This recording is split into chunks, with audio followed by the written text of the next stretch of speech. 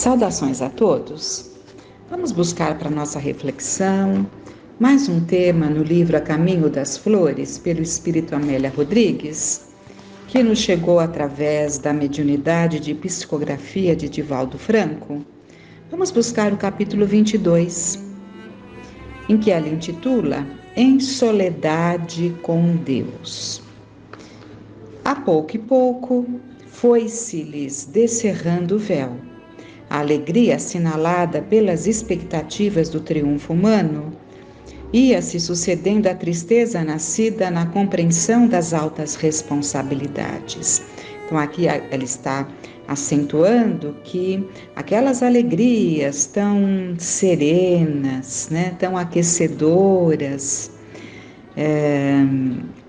que ocorreram lá aos tempos da Galileia, em que o cerco ainda não estava se estreitando, porque assim tinha que ser para que Jesus desse conta ali junto dos seus discípulos para prepará-los para a grande tarefa que lhes caberia.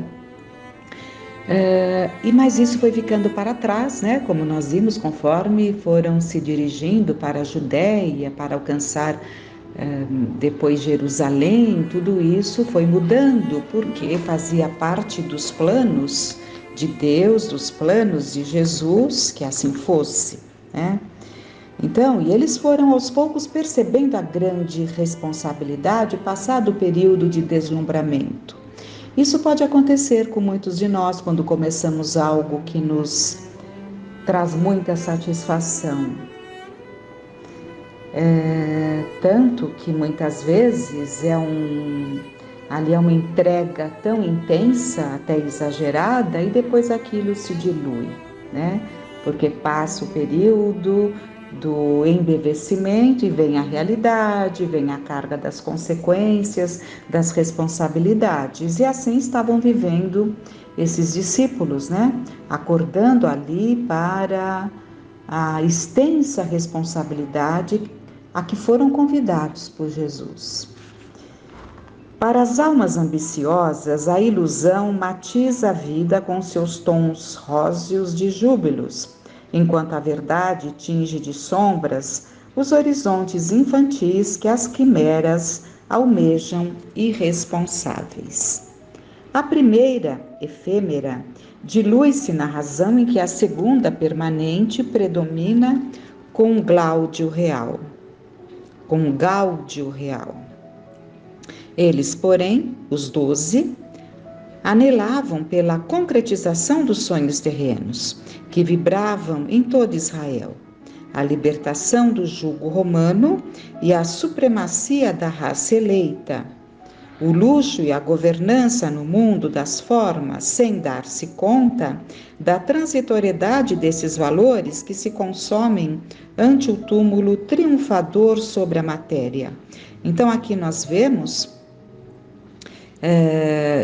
e ela está citando, sempre esse sentimento muito forte no povo de Israel, que é a libertação do jugo romano. Então isso era assim em todos, era uma revolta muito grande em relação ao jugo romano, tanto que todos os publicanos, mesmo que fossem homens de bem, mas se trabalhavam para o Estado, se trabalhavam para o Império Romano, era mal visto. Os chamados publicanos, e grandes homens, trabalharam para o Império Romano,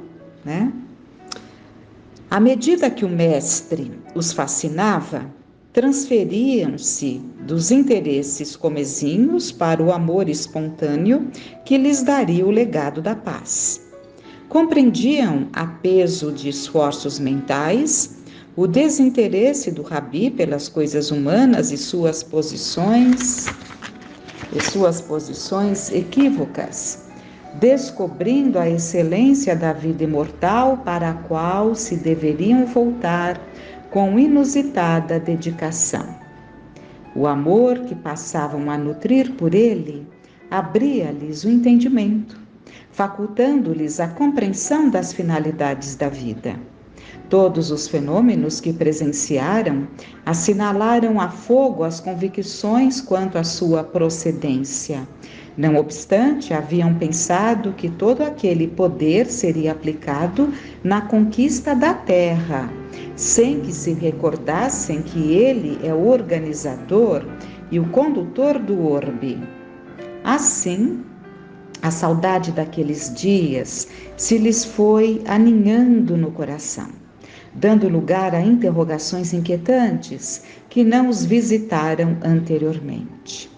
A festa das surpresas, os hinos de louvor e as emoções que se sucederiam em explosões de bênçãos iam ficando para trás. Nunca haviam pensado que os acontecimentos tomassem aqueles rumos funestos. As tricas farisaicas, os despeitos geradores de ódio e as invejas fomentadoras de disputas infelizes, nas quais as sórdidas calúnias tomavam corpo, prenunciavam dores que nunca esperaram, mas que ele aguardava.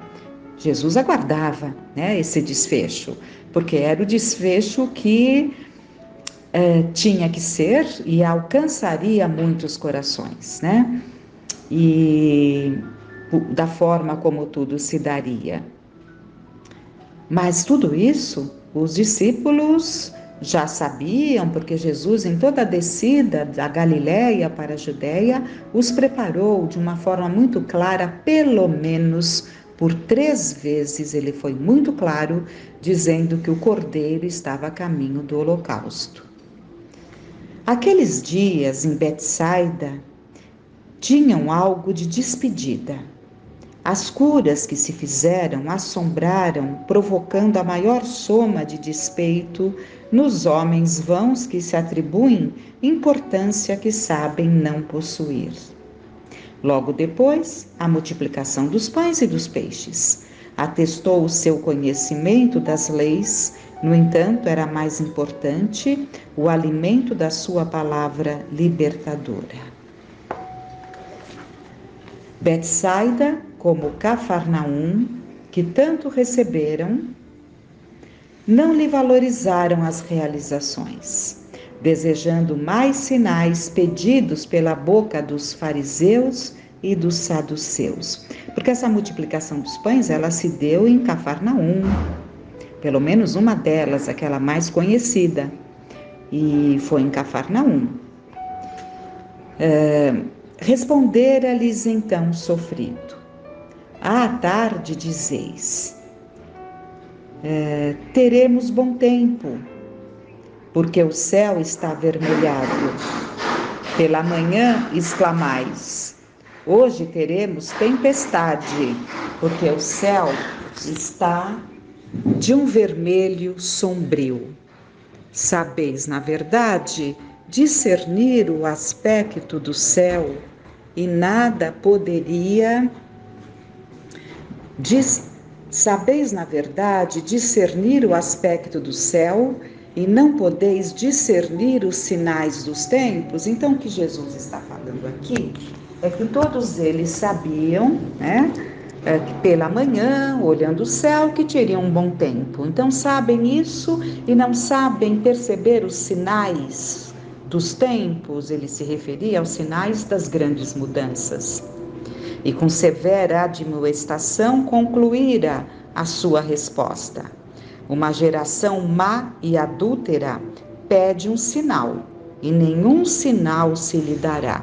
Porque muitos daqueles que estavam em Cafarnaum e que tinham bebido ali naquelas fontes puras dos ensinamentos de Jesus, inclusive presenciando coisas que para o nosso entendimento não são naturais, que chamamos de milagres, mas isso não bastava, eles queriam mais, como vimos aqui, desejando mais sinais. Então, uma geração má e adúltera pede um sinal, e nenhum sinal se lhe dará. Os homens pigmeus gostam de perturbar os gigantes.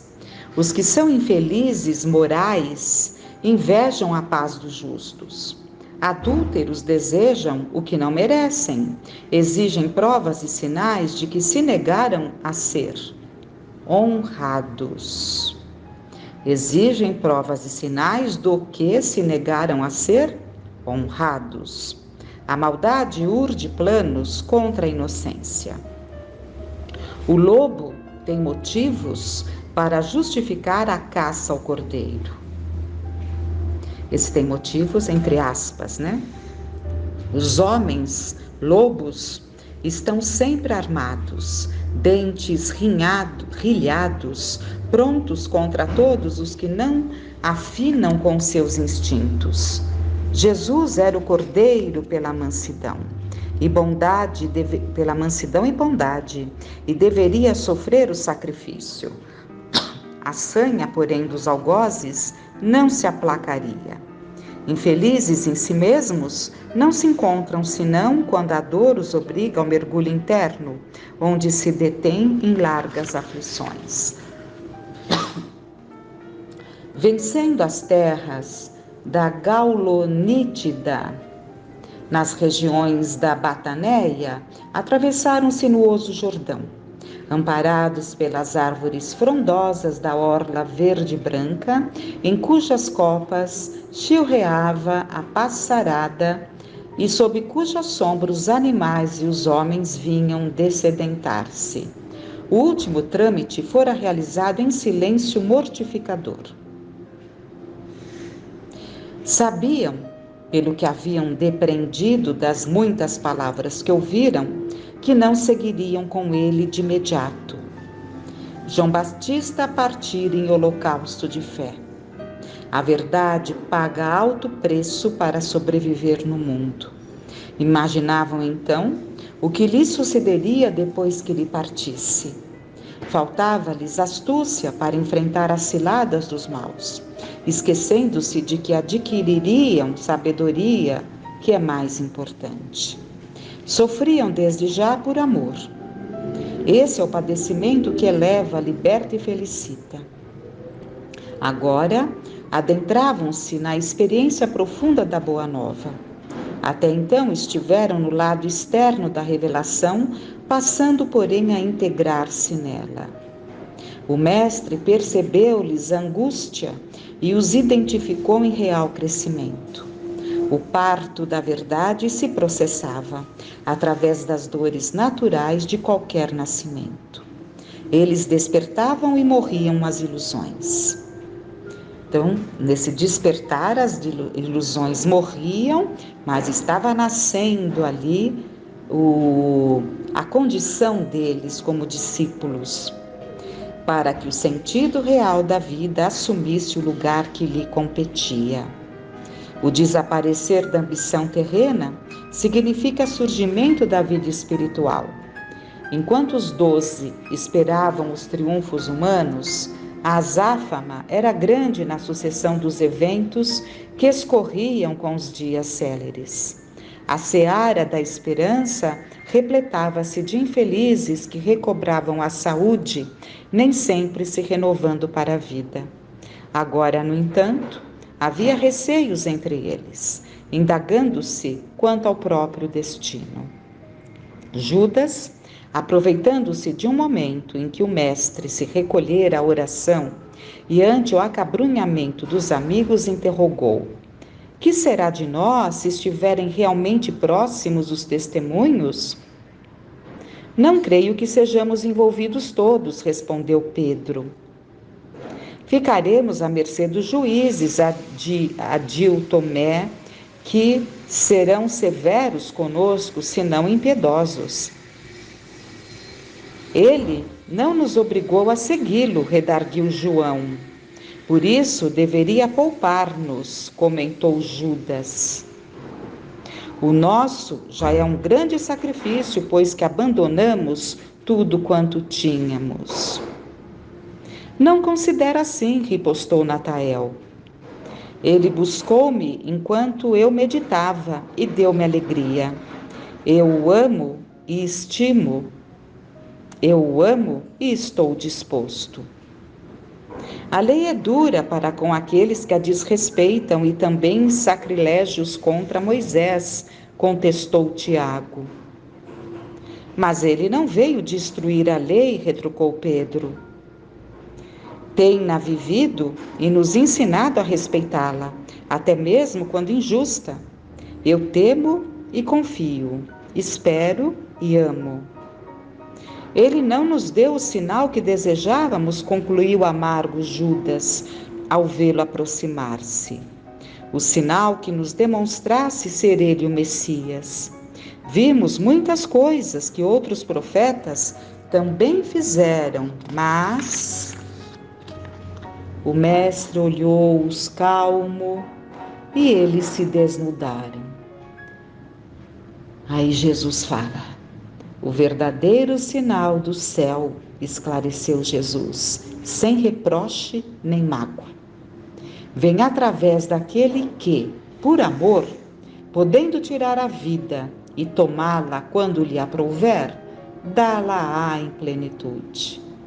Em extremo gesto de renúncia, de abnegação e de soledade, e em soledade com Deus. Um silêncio pesado de chumbo caiu entre os companheiros que se entreolharam, sofridos com lágrimas repentinas de arrependimento, a coroarem os olhos. Então aqui nós vemos, as angústias, os questionamentos dos discípulos. Vimos que João, jovem, firme, com destemor da juventude, confiante, em nenhum momento trouxe alguma colocação mais temerosa,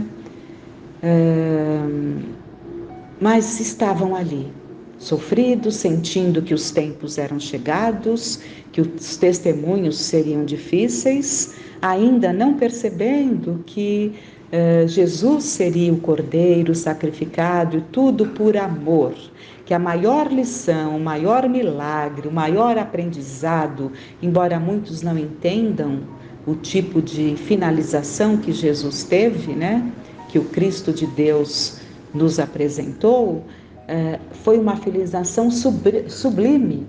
Tanto o nascimento na manjedoura, nas circunstâncias em que se deram, um ensinamento profundo para todos, para todo o tempo, em qualquer época, como também o desfecho, com a sua morte de braços abertos.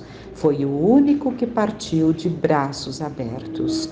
Todos os discípulos, todos aqueles que foram perseguidos por estarem ligados ao cristianismo, que foram mortos, sacrificados, sem dúvida nenhuma, provas dolorosas, muitos deles tiveram, mas todos partiram como todos partimos, com os braços ao longo do corpo. Ele não, ele foi o único de braços abertos, partindo fisicamente, mas abraçando a todos nós, mostrando ali que estaria vivo, como sempre esteve, como sempre estará, sempre nos acompanhando como as suas ovelhas. Infelizmente, quantas vezes ainda tão desgarrados como somos, Mas confiantes, porque sabemos que a alegria do pastor é buscar a ovelha desgarrada. Mas é importante que entendamos que é mais do que tempo, é mais do que hora de percebermos que temos que retornar ao redil, para que seja em nossa mente, no nosso direcionamento, o pastor, o mestre, a nos orientar, a nos acalentar, a nos direcionar como grande guia e modelo da humanidade. Que fiquemos em paz.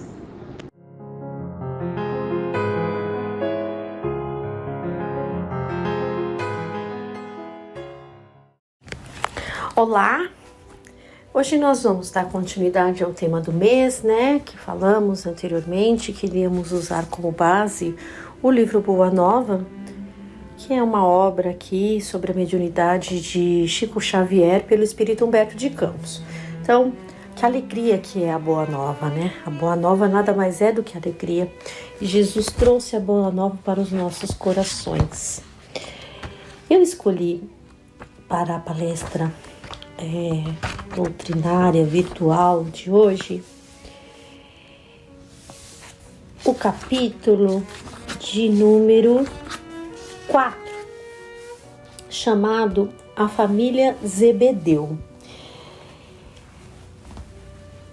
O foco dessa leitura, né, são tantas personagens que Humberto de Campos traz nesse livro, algumas que nós conhecemos mais e outras que também tiveram um papel extremamente importante dentro da Boa Nova, pregando o Evangelho, né?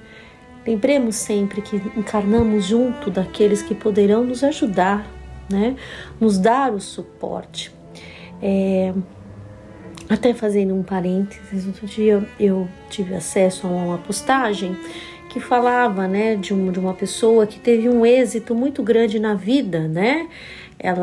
Ele era um piloto e ele acabou sendo capturado, né? Mas depois ele passou a ser ali uma pessoa de destaque e tudo mais. E um dia ele veio a encontrar aquele que dobrava o seu paraquedas, né? E a pessoa falou: olha, eu era a pessoa que dobrava o paraquedas dos pilotos. Pelo visto funcionou, porque o senhor está vivo, né? O avião caiu, ele teve que ser ejetado e acabou sendo capturado. E ele mesmo reconhece, né? Ele, nossa, quantas vezes eu fui arrogante não reconhecendo uma pessoa que fazia um papel tão precioso, tão fundamental na minha vida, né? Como piloto, passava por ele, nem cumprimentava, né? E essa pessoa foi relevante e fundamental para que eu pudesse cumprir a minha missão. Então, é nesse sentido que eu quero dizer, né? Nós encarnamos com pessoas que muitas vezes fazem aquele papel de coadjuvante, mas um papel fundamental, onde nós podemos desenvolver o que nós temos que desenvolver, graças, muitas vezes, ali, à renúncia, a noites ali que uma mãe vela pelo filho, criando aquele filho para que ele possa ser aquele que vai fazer a diferença na vida de muitas pessoas. Então, a família Zebedeu, né? A família Zebedeu é a família de 2 dos discípulos, né? Então, nós conhecemos tão bem João e Tiago, né? João foi o único ali que viveu e que morreu de morte natural, né? João não foi sacrificado. João viveu bastante e nos presenteou com seu evangelho, né? E Tiago também teve o seu papel ali muito importante, ali na Casa do Caminho, em tantas outras situações. Tiago estava, né, inclusive, ali na Transfiguração, né? Então, vamos ver o que Humberto de Campos nos traz sobre essa família tão especial. Na manhã que se seguiu à primeira manifestação da sua palavra defronte do Tiberíades, o mestre se aproximou de 2 jovens que pescavam nas margens e os convidou para o seu apostolado. Filhos de Zebedeu, disse bondoso, desejais participar das alegrias da Boa Nova? Que convite mais precioso! Tiago e João, que já conheciam as pregações do Batista e que o tinham ouvido na véspera, tomados de emoção, se lançaram para ele, transbordantes de alegria. Mestre, mestre! Exclamavam felizes.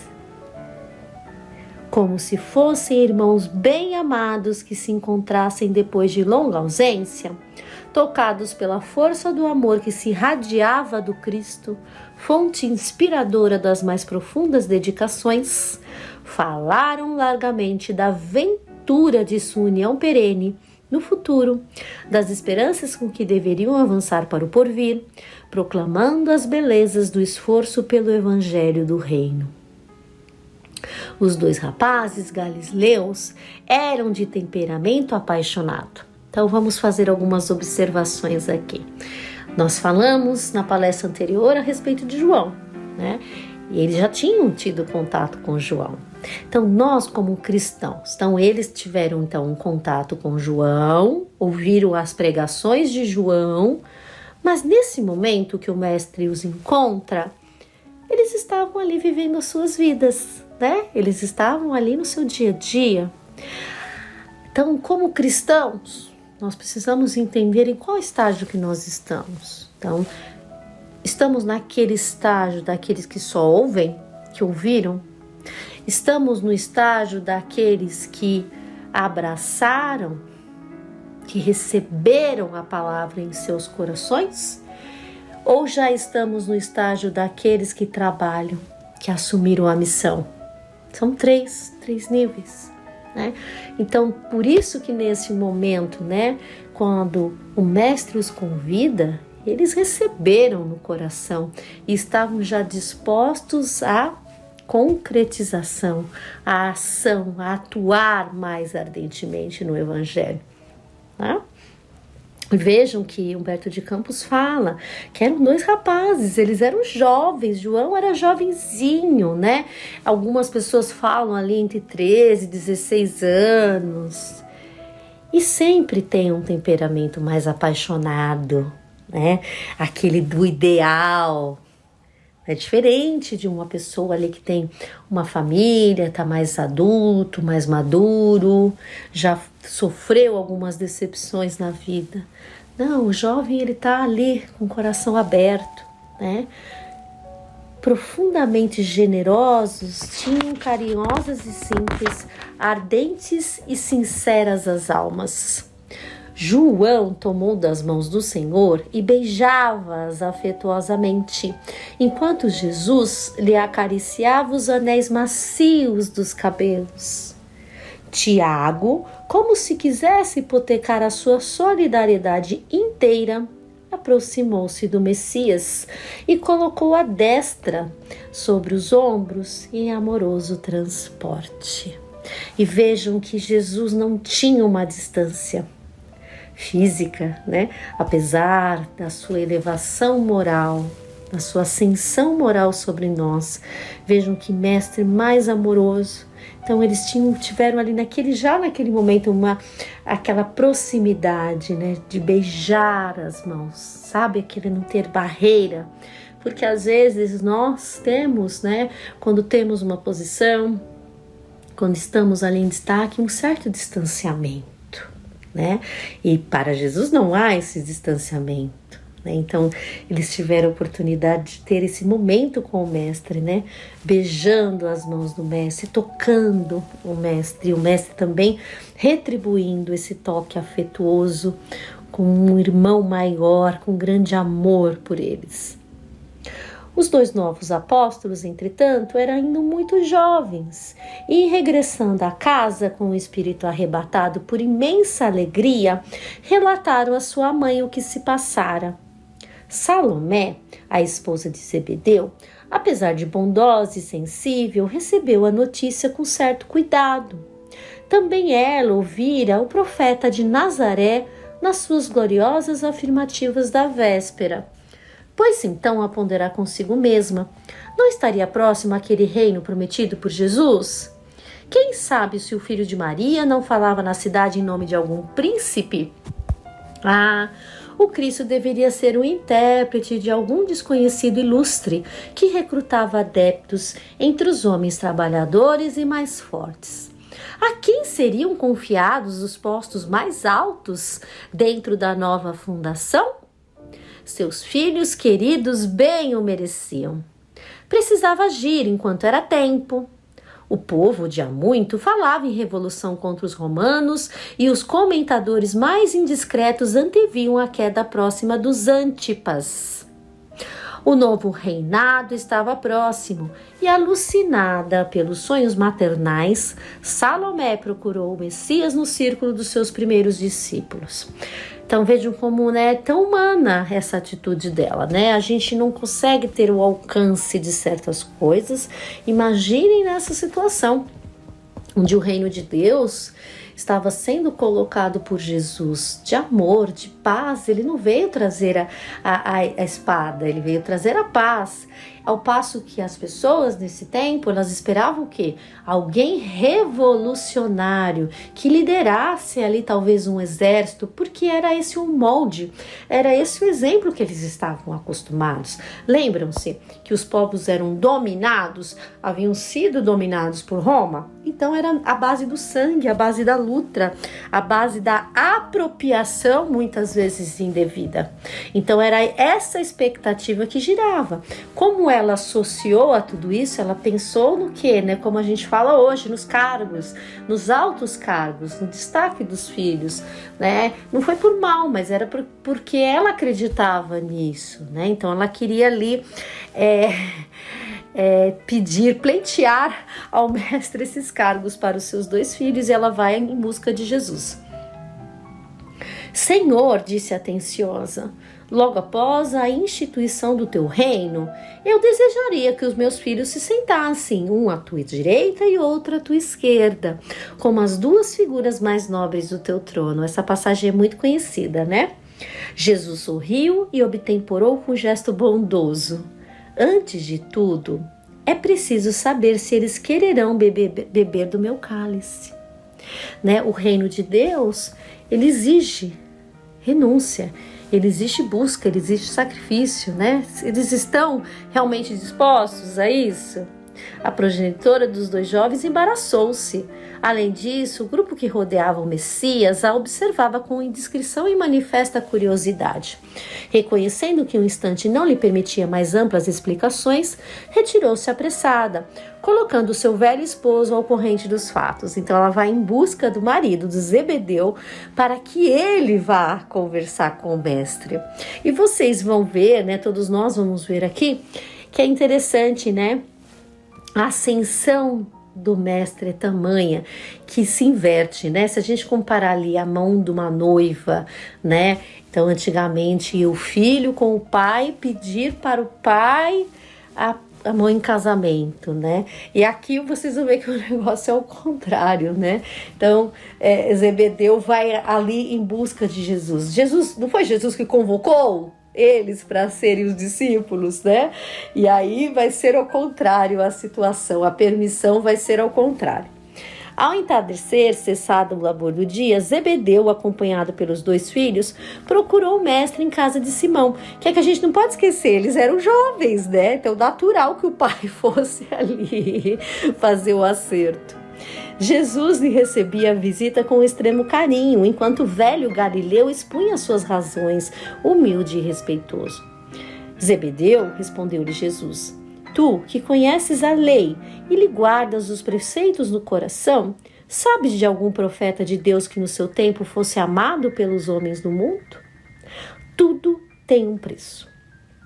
Então, aquele que tem ali a verdade, a busca, ele vai ser exposto. Pode ter os seus seguidores, né? Vamos associar aos tempos de hoje, não tem tantas pessoas que têm ali um destaque, que tem aquelas pessoas que seguem, que acompanham a sua vida, seus posts, mas também tem o lado duro, né?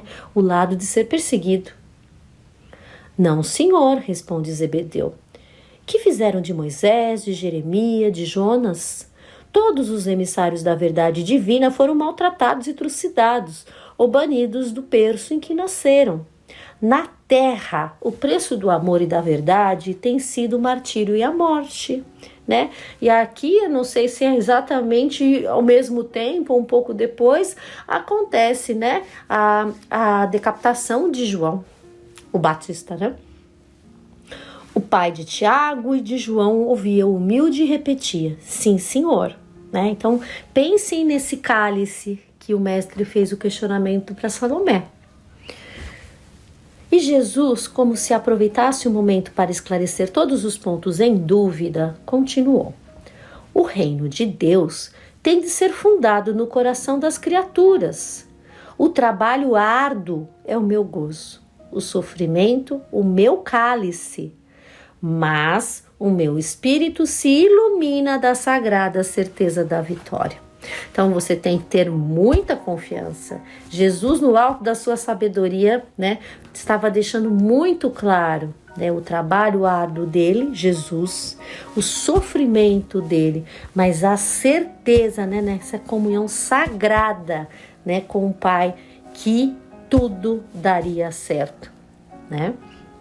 Então, Senhor, exclamou Zebedeu respeitoso, o vosso reino é o da paz e da resignação que os crentes de Eli esperavam. Jesus, com um sorriso de benignidade, acrescentou: a paz da consciência pura e a resignação suprema à vontade de meu Pai são do meu reino. Mas os homens costumam falar de uma paz que é ociosidade de espírito e de uma resignação que é vício do sentimento.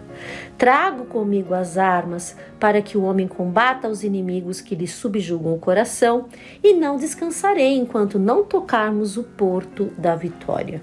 Então, em nenhum momento Jesus falou que seria fácil.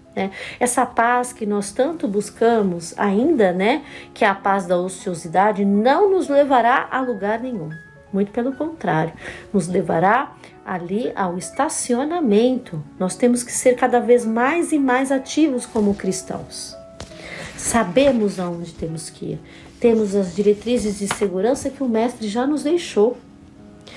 Eis porque o meu cálice agora tem de transbordar de fel, que são os esforços ingentes que a obra reclama. E como se quisesse pormenorizar os esclarecimentos, prosseguiu. Há homens poderosos do mundo que morrem comodamente em seus palácios, sem nenhuma paz no coração, transpondo em desespero e com a noite na consciência os umbrais da eternidade. Há lutadores que morrem na batalha de todos os momentos, muitas vezes vencidos e humilhados, guardando, porém, completa serenidade de espírito, porque em todo bom combate repousaram o pensamento no seio amoroso de Deus. Então, que causa estamos buscando? Que lutas estamos buscando? Que outros há que aplaudem o mal, numa falsa atitude de tolerância, para lhe sofrer amanhã os efeitos destruidores. Os verdadeiros discípulos das verdades do céu, esses não aprovam o erro, nem exterminam os que o sustentam. Trabalham pelo bem, porque sabem que Deus também está trabalhando. O Pai não tolera o mal e o combate por muito amar os seus filhos. Vê, Zebedeu, que o nosso reino é de trabalho perseverante pelo bem real da humanidade inteira. Então, Jesus deu toda a dimensão ao Pai de Tiago e João, né, do que havia ali, do que os esperaria. Enquanto os dois apóstolos fitavam em Jesus os olhos calmos e venturosos, Zebedeu o contemplava como se tivesse à sua frente o maior profeta do seu povo. Grande reino, exclamou o velho pescador, e dando expansão ao entusiasmo que lhe enchia o coração, disse ditoso: Senhor, Senhor, trabalharemos convosco, pregaremos o vosso evangelho, aumentaremos o número dos vossos seguidores. Olha que vai ser bem importante aqui. Ouvindo estas últimas palavras, o mestre elucidou, pondo ênfase nas suas expressões. Ouve, Zebedeu, nossa causa não é a do número, é a da verdade e do bem. Isso é muito importante que nós tenhamos isso em mente.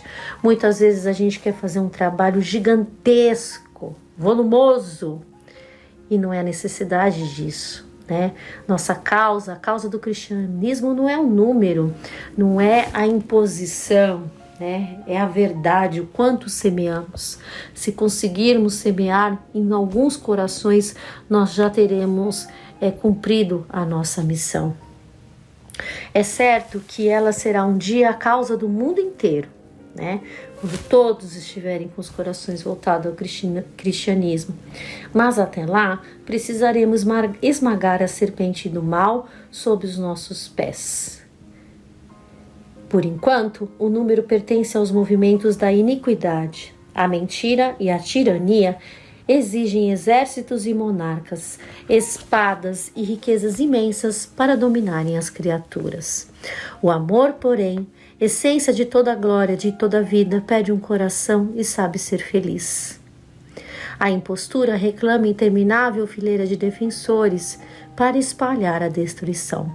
Basta, no entanto, um homem bom para ensinar a verdade de Deus e exaltar-lhe as glórias eternas, confortando a infinita legião de seus filhos. Quem será maior perante Deus? A multidão que se congrega para entronizar a tirania, esmagando os pequeninos, ou um homem sozinho e bem intencionado que com um simples sinal salva uma barca cheia de pescadores, né? Então é a qualidade disso tudo, o tanto que nós estamos dispostos, né? E aí Zebedeu pergunta para o mestre, né, se o evangelho não era para todos. Então voltamos ali ao começo, né? Então muitos só ouvem, poucos recebem no coração. Menos ainda são aqueles que buscam a implementação, né? Então, vejam que aqui ele continua falando com Zebedeu, mas Zebedeu já estava disposto também, né? Ele não foi ali para brigar, para questionar, sabe? Como um pai que vai, de repente, no passado, né? Que tinha talvez aí que fosse acertar um trabalho para um filho e quisesse saber quais eram as intenções, se aquele trabalho era bom para os seus filhos. Não! Ele também estava ali totalmente impregnado e totalmente disposto a dar o apoio que os filhos necessitavam, né? A não impedi-los.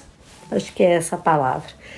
Eu vou finalizar, eu vou um pouco mais adiante, que é um momento muito bonito e importante para a gente poder finalizar aqui a palestra. Jesus guardou o silêncio por instantes. João e Tiago se lhe aproximaram, magnetizados pelo seu olhar enérgico e carinhoso.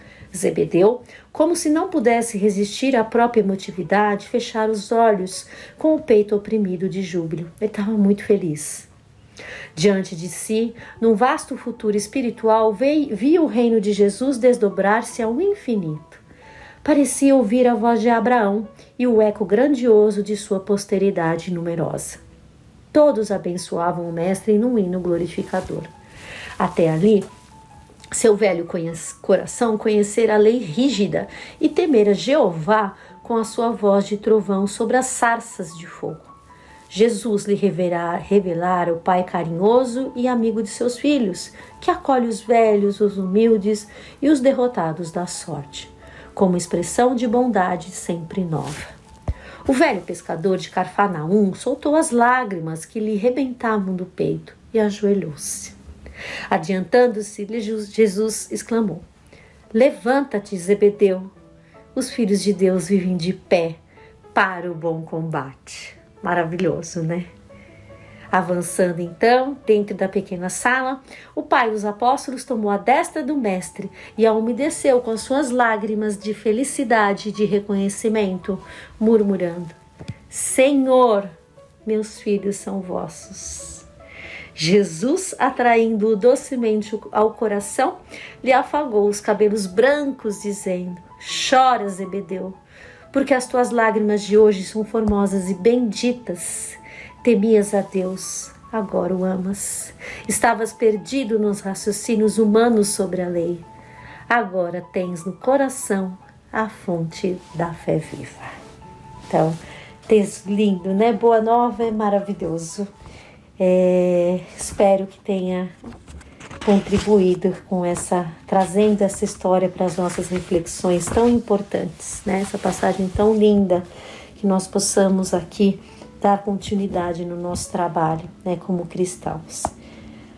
Até a próxima, se Deus quiser.